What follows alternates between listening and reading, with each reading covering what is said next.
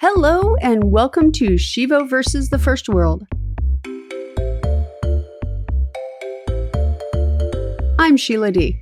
And I am Evo Terra. You're listening to our podcast about the reverse culture shock we experience every day as American citizens returning home after 3.5 years living and working overseas. Today we are once again taking the easy way out. So we recorded last time in the car, right? That last week episode was driven in the car. Apologize for the really bad sound quality. Sorry. But we're working on making sure that we get more episodes out. We had this great idea for the format of the show, and it's actually kind of taken us a little bit longer to put together and work through. And so I think we're going to start doing things a little easier on us because life has gotten super busy, and come January, it's going to be even more so. So if we do that, then you'll get more episodes. Which everybody wants more episodes, right? Yes. So, honey, before you introduce the topic, I would like to say to our people out there that we still have a Patreon. It's still around. Thank you guys very much for those that have stayed subscribed. Yay. We do appreciate that. I mean, every little bit helps. And when I see that, like, hey, you've got Patreon money, it goes, oh, we should do another show. So it's it does prompt us. Working. We did a bonus show right before this show where we talked about Christmas overseas because it's the Christmas time is here. So you will certainly enjoy listening to that. But you can only listen to that if you go to shivo.wtf/patrons. Again, shivo.wtf/patrons. Now, on with the regular show. I think this week we're going to talk about tattoos. Yeah. So you got one while we were in Thailand, and I just got one here. That is true. Yes, we now have enough experience that we can talk about the realities of tattooing overseas and here. So let's begin with you. Okay. On your latest tattoo, my love. What number is this? I think 7. Okay. Tattoo freak. Most of them you can't see. I mean, most of them I keep hidden unless I'm in a bikini. I had a question, which was how many? You answered that question. Now get back to what it's all about. Good God. So the latest one that I got is a Japanese cherry blossom tree that goes from my lower back all the way down midway through my arm. Right. So it basically takes the entire left half of your back. Yes. And has been populated into a tree. Yes. You tried to get this while we were traveling. I did. I've had the idea for a couple of years, but I just didn't find the right artist. Mm-hmm. I think the last one that I contacted, they're like, yeah, I like the idea. I think we'll just freehand it when we do the tattoo. And I said, I don't think so. So they don't have a tattoo erase gun yet, do they? No. So I want to know what it is I'm getting. And honestly, when I walked in after talking with my artist here, I saw what she had drawn up and I knew instantly, that's it. You didn't find the right tattoo artist abroad. Right. And you already had a woman back here that you work with, and so you were happy with that, yes, right? Yeah, she'd done my last one before we left. Right. Okay, so you just got your most latest tattoo here. Just over a week ago. And backing up to 2015, sometime around June, July, something like that. So about 6 months into our travels, I decided to sit down and get a tattoo at a tattoo parlor in Thailand. Not in Bangkok. No, in Ranong. In a little tiny town you've never heard of. Well, you've heard us talk about it quite a lot. A small town in Thailand and got my tattoo. So, yes, we now are qualified to discuss and compare and contrast, and it's very much Shivo versus the First World content as we discuss the tattoo. So let's begin with a conversation, honey, about how long it takes to get a tattoo. Because when I sat in the chair, now, my tattoo is on my right forearm, on the inside of my forearm, and it's probably, what would you say that is? Maybe 8 inches long? Yeah, probably. Probably about 8 inches long. It covers the whole inside. It's not it's not like a full half sleeve or anything like that. Yeah. It's a sugar skull, basically, think of it that way. Sugar skull with some other little parts put inside of this.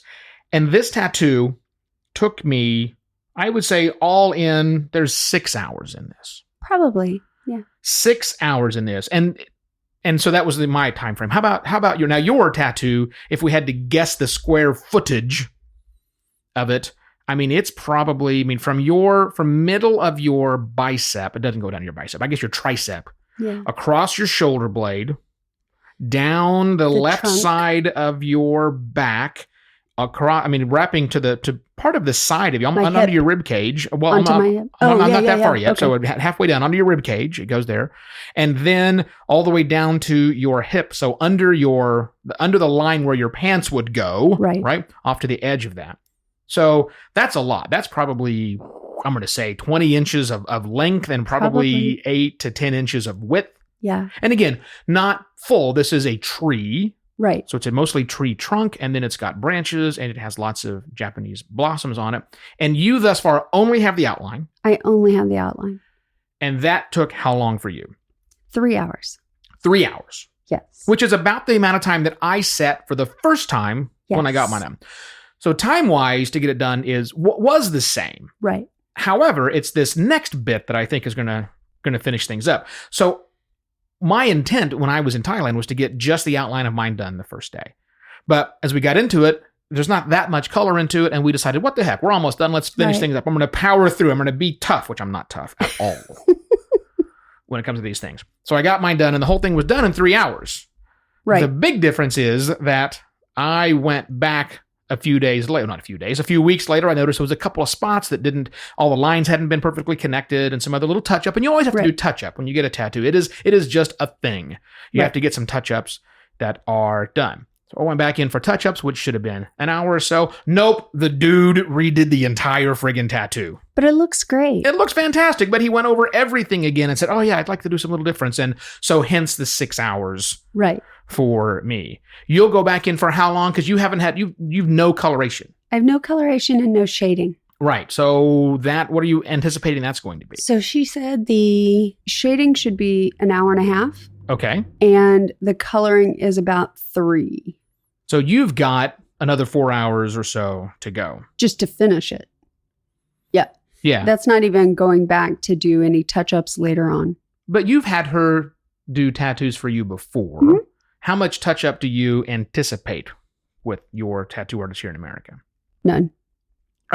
There might be something because this is a little bit more complicated, but it's for her it's going to be zzz, zzz, zzz, zzz. Exactly. So your tattoo being larger will take more time than my tattoo being smaller, but the equation is vastly different. Yes. Vastly. Also, the process of getting your tattoo, now we're in the aftercare stages because as of this recording, you've had it for almost 10 days. 10 days you've had the tattoo. No color has flaked. The skin hasn't flaked. None of the black is coming through. It's barely raised. Yeah, all of that. And where mine, like the next day was like angry warts were flying out of my tattoo with coloration as a part of it. Somebody might exaggerate a bit. I have a funny feeling your gal has a bit more of a deft touch than the gentleman that provided my tattoo in Thailand. Which might have influenced my decision as I was looking at artists and things like that. I was looking at some of the artists that were from the UK and things like that. But again, it didn't feel right. Sure. And you know me, I kind of go by intuition and how I feel about a person, and Heather was just the right person to do it. Right. Understood that. Let's talk about the environment. Mm-hmm. So where I got my tattoo, the place looked like a tattoo parlor. Mm-hmm. Tattoo parlors in America can run the gamut for those of you who do not have one. You can find the perfect, extremely well lit, bright, clean, everything just sparkling. That's one extreme. Mm-hmm. To the other extreme is, it's in a warehouse somewhere that it's done. And while the place is clean, it's more like you clean the garage than you cleaned your kitchen. Right. You get the difference, right? When a sparkling garage looks vastly different than a sparkling kitchen, yet both of them are cleaned. Exactly. The place I went to in Thailand was much more on the garage. Let's go the attic side. It might have been maybe the basement. Right. The unfinished basement, the root cellar. So do you remember what they had at the tattoo parlor in Renong? They had lots of things. Do you want to give me a classification so I can narrow down to the thing you're looking for? Do you mean the dog? Yeah, the dog. They had a puppy. They had a husky. Yeah, Yes. inside. It was so cute. That's not that unusual. I've seen a lot of tattoo parlors that let dogs go inside. That's not that big of a deal. That's not a big difference. I think the biggest difference from when you really look at what they have, let's talk about tools and equipment for a moment. Because in Thailand, you can get a couple of different types of tattoos. Right. One, you can get a yaksant, which is yaksant or sakyant? Sakyant. I knew I said it wrong. One is you can get a sakyant tattoo, which is a traditional Thai tattoo, also called a bamboo tattoo, even though there's no bamboo utilized, whatever it's called that. I think they used to have, they were the bamboo shoots. Well, of course. So, I mean, that's where the name comes from. They shouldn't call it that anymore. They should call it a stainless steel tattoo now. Anyhow, that's not it. This guy had a gun. Right. The way things are normally done in tattooing. But the thing not that he... tattooing. Not to tattooing, tattooing. But the biggest difference is the guy that gave me my tattoo in Ranong did not have a key piece of equipment, and that is called an autoclave. Oh, yeah. The autoclave, again, for the untattooed, for the blanks out there, is how equipment is sterilized. Put it in this little machine, and it bakes it at a certain temperature, and so when it comes out, it's killed all of the bacteria. Right. Your tattoo artist, my love, Heather here, she has an autoclave. Yes. Did you see the autoclave?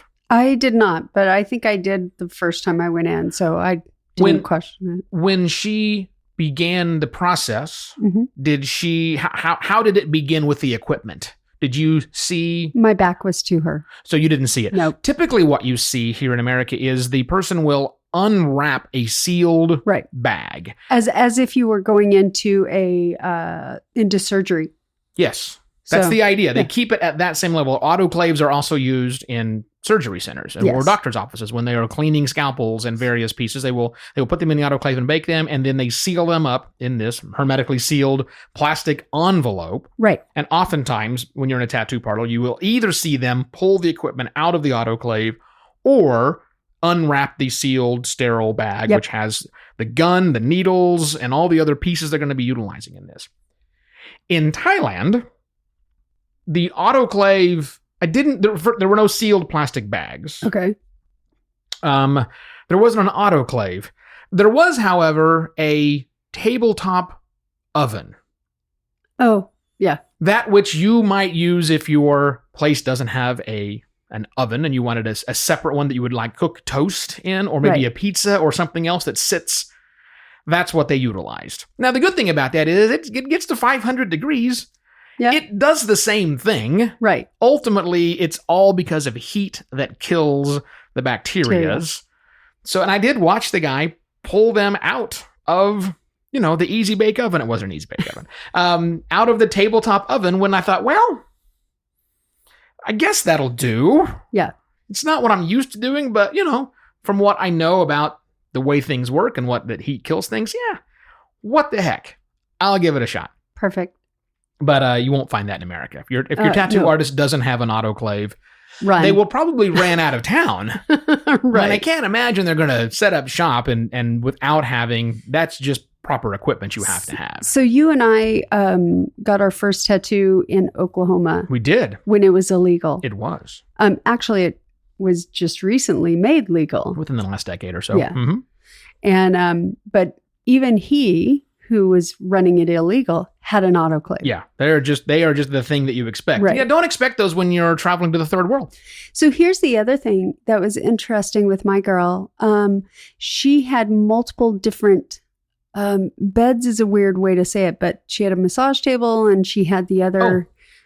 She had an old surgical table. Yeah. And so depending on where she was working, she moved the tables around and put me on different things. Right. Mine was on a plastic wrapped footstool that had been made into a bed.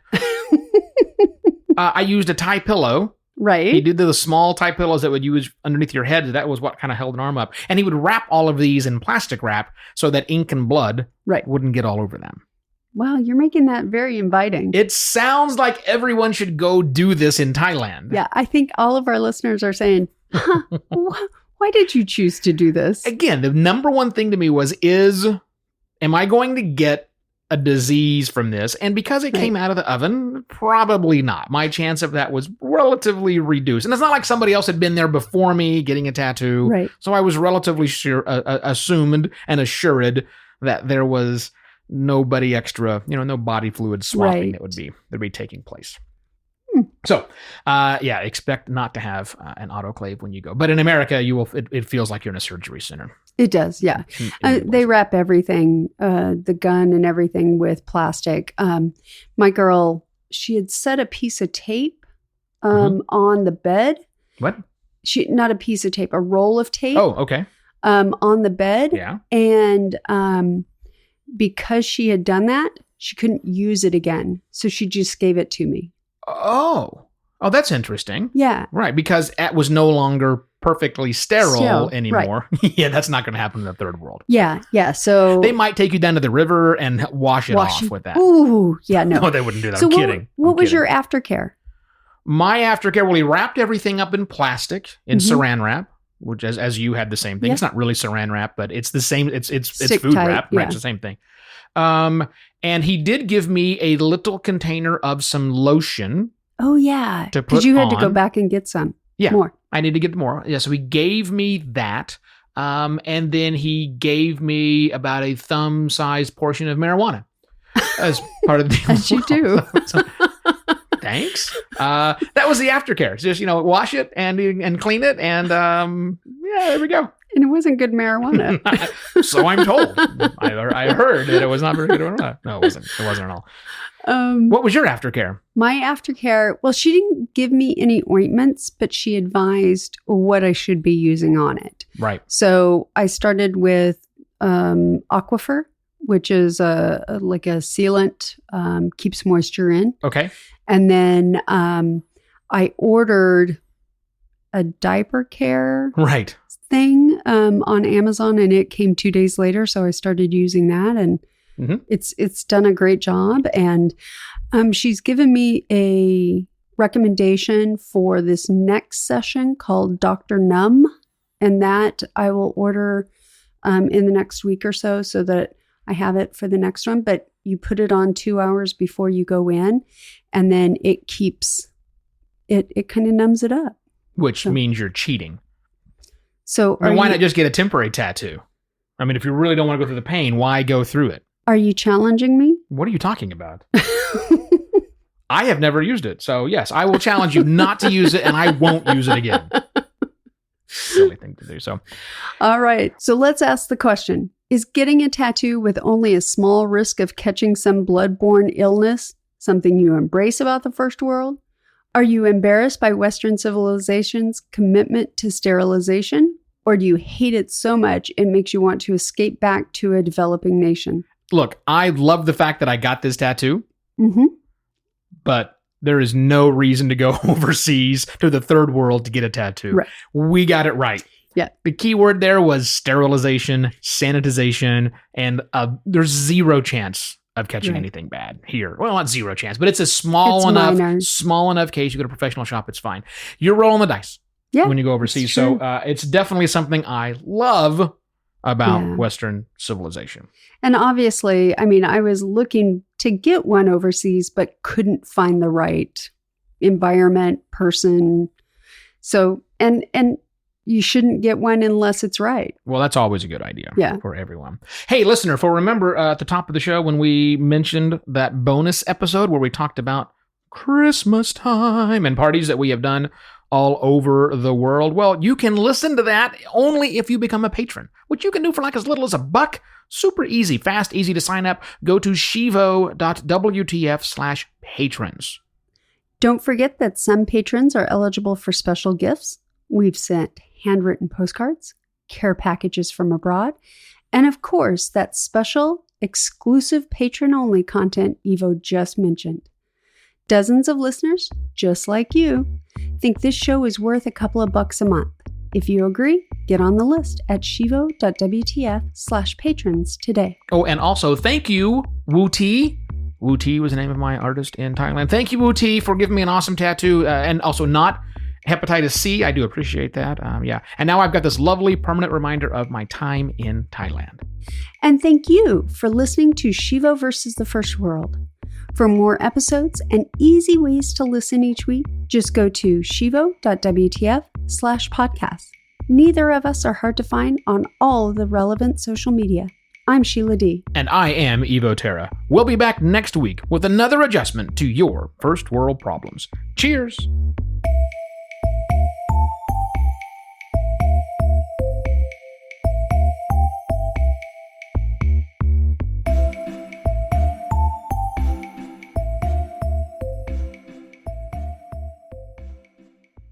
Just go to shivo.wtf/pod.